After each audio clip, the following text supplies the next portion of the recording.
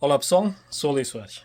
Bem, hoje eu queria falar sobre as várias discussões que eu vejo em relação à África e particularmente sobre o desenvolvimento do continente e seu povo do modo geral. Das várias discussões que eu vejo e que são interessantes, sim, fala-se de vários aspectos, fala-se, os diferentes grupos ou correntes de pensamento apresentam diferentes princípios, teorias e assim por diante. Curiosamente, não vejo uma força, uma vontade verdadeira em falar de vários elementos que falam, de falar daquilo que eu acho que dá a um determinado povo poder. Quando eu falo poder, eu falo realmente poder. A capacidade de um povo chegar a uma apresentação a nível uma apresentação a uma negociação a nível internacional e poder estipular de forma convincente, de forma não através de favores, mas simplesmente porque de forma digna apresentar os seus princípios, as suas condições de negociação e assim por diante. Ou simplesmente poder dizer, olha, nós recusar uma determinada oferta sem necessidade de sentir uma pressão exterior e assim por diante. Resumindo, eu falo que o que eu quero dizer é que das várias discussões que eu vejo sobre o processo de desenvolvimento da África, não vejo discussões viradas para STEM. E quando falo de STEM na sua plenitude. Isto é, discussões que falam sobre a necessidade da África promover a prática de ciências, de engenharia, de matemática e de tecnologia. Isto é STEM, Science, Engineering, não, Science, Technology, Engineering and Math. Ou seja, isso é uma sigla que representa quatro áreas dentro de quatro áreas de conhecimento muito importante e povo ou região que domina essas áreas acabam naturalmente emergir como um povo poderoso, uma nação poderosa.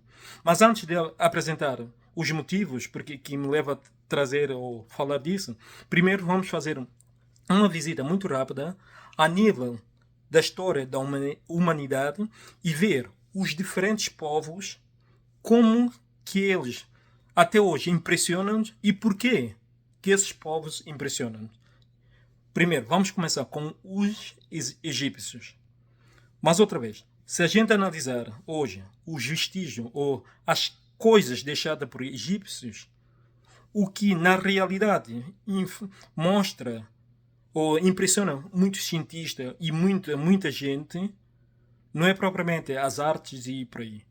É o que eles deixaram que mostra a capacidade deles, a capacidade e domínio que eles tinham da ciência, de engenharia, de matemática e tecnologia. Tanto é que, por exemplo, as pirâmides.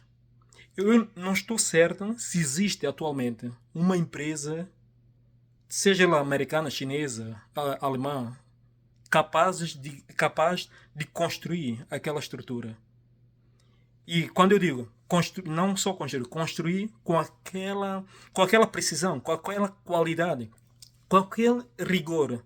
Porque atenção que quantidade, a dimensão da rocha que existe na pirâmide não são rochas quaisquer e são rochas em que o alinhamento e a precisão, o corte daquelas rochas, nós, apesar de toda a tecnologia que nós temos hoje, teríamos alguma dificuldade em fazer. E isso impressionante. E isso, quando o cientista para e vê aquele vestígio, aquela façanha deixada por egípcios, na verdade deixa e cientista um bocado amedrontado, ou seja, deixa o cientista com medo e, e leva o cientista a fazer a seguinte pergunta: se os egípcios na altura tinham essa tecnologia, tinham esse nível, o que mais eles não eram capazes de fazer? Da mesma forma, se nós formos para os Incas, os Maias, por exemplo, em México, nós vemos também vestígios que mostram um domínio científico técnico muito avançado. Igualmente, também existem muitas outras, né? E se formos, por exemplo, aos gregos, romanos, também vemos isso. Tanto é que, até hoje, por exemplo, na época em que os gregos foram grandes, eles realmente foram grandes e dominaram. Mas dominaram por quê? O que é que permitiu-lhes a dominar? Será que era a prática das artes? Era com as artes? Com o desporto? Não. Era o domínio do sistema. De igual modo, vemos também isso em Romanos. Mesmo mais recente, vemos isso acontecer com os portugueses, quando os portugueses realizaram o chamado descobrimento, com os espanhóis, com os franceses mais tarde, os ingleses, e finalmente vemos atualmente os Estados Unidos a dominar o mundo. Dominar por quê?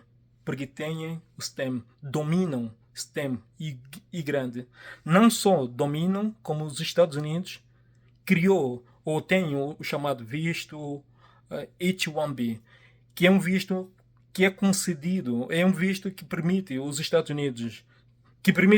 Unidos funcionar como se fosse um olheiro a nível mundial, e todo grande cérebro que aparece a nível mundial, eles naturalmente vão lá oferecer bolsa de estudo para que essa pessoa saia do seu país para os Estados Unidos. E temos vários africanos que saíram dos Estados Unidos da África para os Estados Unidos, a fim de dar continuidade aos seus estudos, e naturalmente vão poder lá desenvolver as suas atividades. Isso, é claro, parece mal para a África, não é mal de todo, porque um dia esses africanos podem voltar para a África, como muitos chineses que estavam nos Estados Unidos estão a voltar para a China, muitos indianos que estavam nos Estados Unidos estão a voltar para a Índia, e naturalmente em África também está a acontecer uma tendência parecida de muitos nigerianos a voltar, ganeses e assim sucessivamente.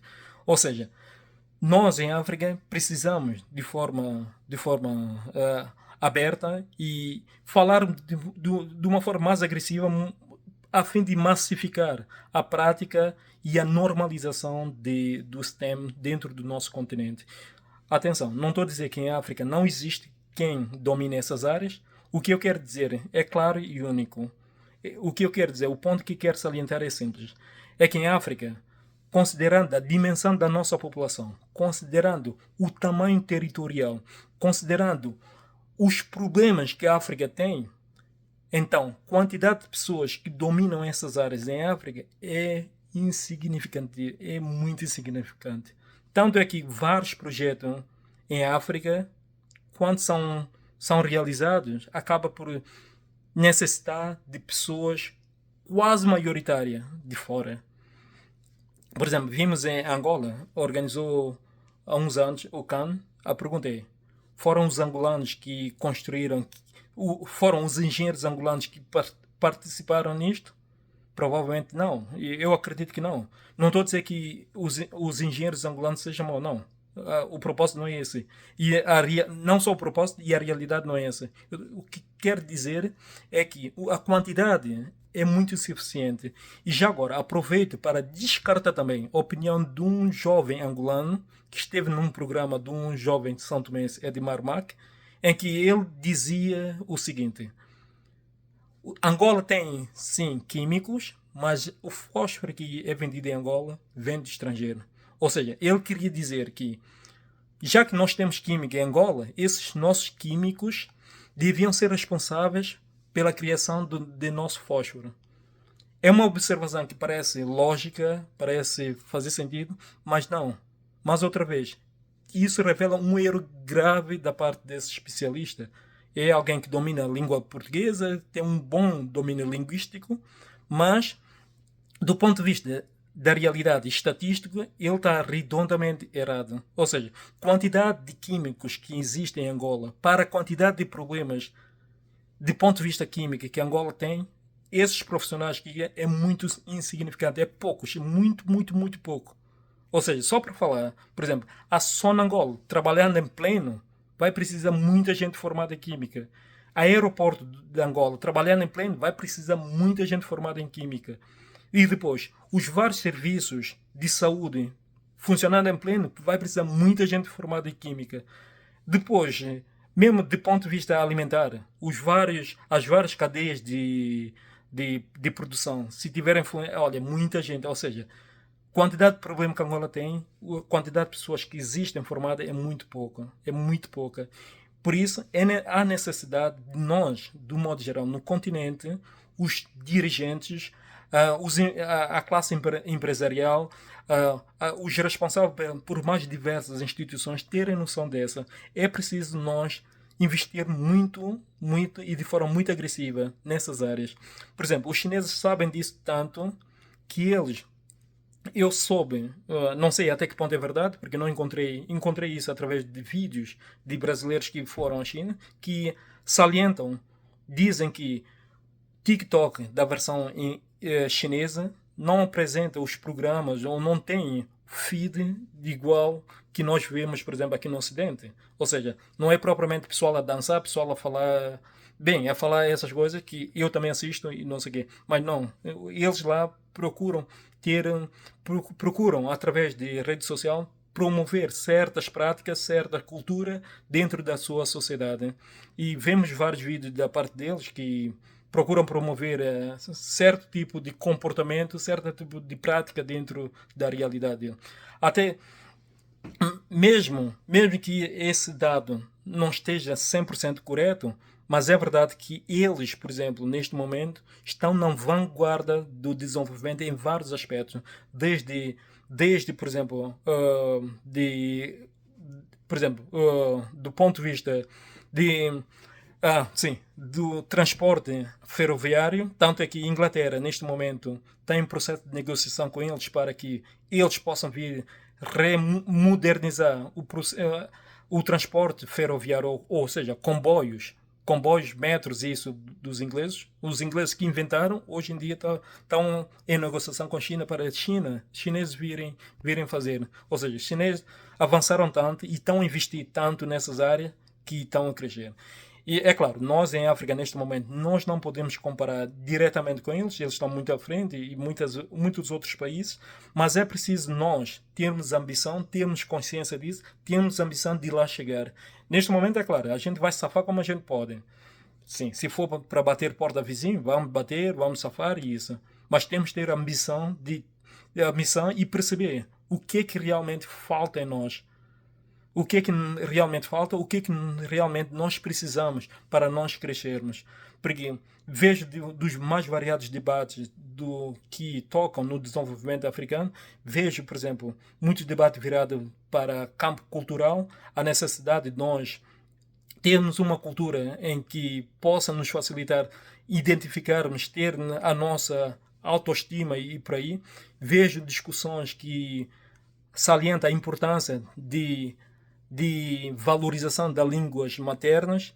Vejo discussões que salientam a importância de nós unificarmos linguisticamente em todo o continente, o que este aqui eu descarto. Por quê? Por vários motivos.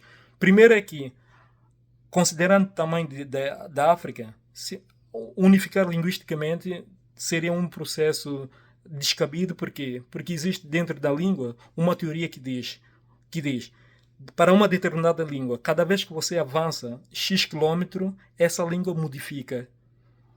Por exemplo, na língua portuguesa, isso aplica na língua portuguesa e várias outras línguas. Por exemplo, na língua portuguesa basta ver que português de Algarve, Lisboa e do Norte há ligeira variação. Ou seja, considerando o tamanho da África, se fazer isso tem sua consequência. Além disso, que é também mais importante, fazer isso exige um esforço financeiro, um esforço na educação. Ou seja, não sei, parece-me que é quase parar o processo todo para investir nisso, depois não sei até que ponto dá-nos resultado. Por isso eu não acho que isso seja importante.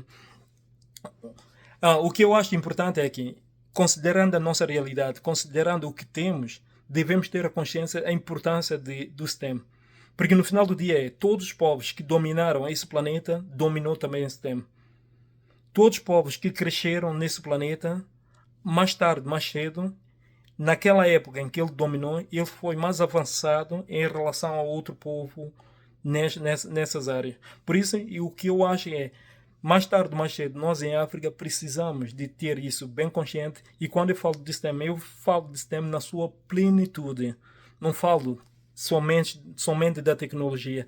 Quando se fala de STEM, não se está a falar literalmente da a necessidade de criar empresas tecnológicas, ou seja, ou empresas baseadas que fornecem serviços simplesmente que fornecem serviços e que estão muito baseada na internet. Não. Está-se a falar de literalmente tudo. Está-se a falar de empresas e gente formada, por exemplo, na engenharia civil, empresas e gente formada em engenharia materiais, engenharia química, engenharia geotécnica, engenharia aeroespacial, engenharia aeronáutica, naval. Ou seja, são várias engenharias que a gente precisa. E, por exemplo, fiquei a saber, falando agora sobre Santo Tomé, fiquei a saber que Santo Tomé tem uma escassez, ou quase não existe, pessoas formadas em engenharia aeronáutica. Provavelmente, quem não tendo pessoas formadas, a ser formada em engenharia aeronáutica, provavelmente deve não existir muitas áreas, muitas outras de engenharia associada, por exemplo, a aeroporto, o que mais tarde, mais cedo, vai nos inviabilizar ou vai bloquear-nos a possibilidade de ter, por exemplo, a possibilidade, se nós viermos a querer ter empresas que possa ter avião nosso, avião santomense, a operar. A operar. Porque, e fiquei a saber que, afinal, a empresa que nós temos que é STP Airways, na verdade, acaba por ser empresa de venda de bilhete, não propriamente uma empresa. Bem, sobre isso nós depois vamos entrar em mais detalhe para percebermos o que nós na realidade precisamos ou não precisamos para que possamos realmente organizar as coisas e pôr as coisas a andar. Porque sem STEM, bem, não sei. Sem STEM, sem domínio. E quando eu digo domínio, não é um ou outro indivíduo, uma ou outra empresa. É realmente domínio. Ter a possibilidade de chegar num país e parar e observar, não, esses gajos dominam. É isso. Bem, até já, pessoal.